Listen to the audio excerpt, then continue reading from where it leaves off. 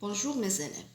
Aujourd'hui, on va aborder une nouvelle leçon qui s'intitule Les équations du premier degré à une inconnue. Mais avant de parler d'une équation, j'aimerais bien parler d'une égalité. Que signifie une égalité? Une égalité, selon la définition, c'est une affirmation où figure le signe égal et qui peut être vraie ou fausse et qui contient deux membres. Celui de la gauche, le premier membre, et celui de la droite, le deuxième membre. Alors, pour tester une égalité, il suffit de calculer la valeur de chaque membre, puis les comparer. Alors, le premier exemple, 8 plus 2 multiplié par 3 égale à 7 plus 3,5 multiplié par 2. Est-ce que cette égalité est vraie ou bien elle est fausse? Pour cela, on calcule d'abord le premier membre. 8 plus 2 multiplié par 3, c'est une expression sans parenthèse. On effectue d'abord, bien sûr, la multiplication. Ça donne 8 plus 6, résultat c'est 14. Puis, on calcule le deuxième membre. 7 plus 3,5 multiplié par 2, on effectue d'abord la multiplication puisque c'est l'opération prioritaire. Ça donne 7 plus 7, ça donne 14. Et après, deuxième étape, c'est la comparaison. 14 est égal à 14, alors le premier membre est égal au deuxième membre, alors c'est une vraie égalité. Deuxième exemple, on fait la même chose pour l'affirmation qu'on a 4 facteur 2 plus 3 égale à 8 plus 3. Alors, on va tester cette égalité en calculant le premier membre. C'est une expression avec les parenthèses. On effectue d'abord ce qui est entre parenthèses. 2 plus 3, ça donne 5. 5 multiplié par 4, ça donne 20. Et après, on calcule le deuxième membre. 8 plus 3, ça donne 11. Deuxième étape, c'est la comparaison. 20 est supérieur ou égal à 11. Alors, c'est une fausse égalité. Alors, passons maintenant à la première activité. Alors, cherchez le nombre relatif qu'on ajoute à moins 3 pour avoir moins 12. Alors ça, c'est un langage courant. Bien sûr, il faut d'abord le convertir en langage mathématique. On écrit moins 3 plus point d'interrogation égale à moins 12. Alors, le point d'interrogation signifie le nombre qu'on cherche. Alors, comment on va chercher le point d'interrogation? Alors, pour cela, je vous donne les deux images suivantes et je dis qu'une égalité ressemble à une balance. Alors, pour que la balance soit en état d'équilibre, il faut que les deux plateaux aient le même poids comme sur l'image numéro 2. Alors, si par exemple on ajoute 2 kg dans le plateau à droite, on perd l'équilibre et la balance devient dans un état de déséquilibre comme l'image 1. Alors, que faire pour revenir à l'équilibre?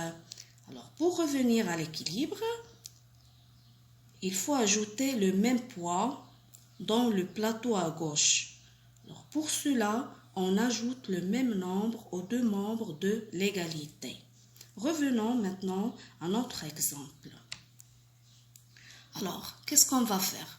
On ajoute le même nombre qui est 3 et qui est l'opposé de moins 3 aux deux membres de l'égalité.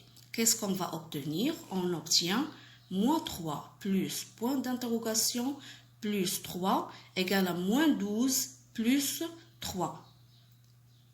Bien sûr, moins 3 plus 3 sont deux nombres opposés. On sait très bien que la somme de deux nombres opposés est égale à 0. Ce qui signifie point d'interrogation égale à moins 9.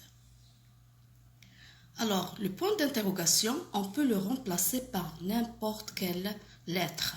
A, B, C, D, peu importe la lettre. d'accord, comme vous voulez. Mais plus souvent, on utilise la lettre X. Deuxième activité. Alors, soit le périmètre d'un triangle équilatéral 21 cm. D'abord, c'est quoi un triangle équilatéral? Un triangle équilatéral, c'est un triangle qui a ses côtés de même longueur. Signifie que AB, la longueur du côté AB égale à la longueur du côté AC égale à la longueur du côté BC. Alors, question, quelle est l'égalité qui permet de calculer la longueur X de l'un de ces côtés? Alors, d'abord, c'est quoi le périmètre d'un polygone? Bien sûr, le périmètre, comme vous avez fait au primaire, le périmètre d'un polygone, c'est la somme des longueurs de ses côtés. Alors, puisque un triangle a 3 côtés, alors c'est la somme de la longueur de ses côtés. Alors, P, c'est l'abréviation de périmètre. Périmètre égale X plus X plus X. Alors, X plus X plus X est égal à 3X, ou bien 3X est égal à 21. On remplace P par sa valeur numérique, 21.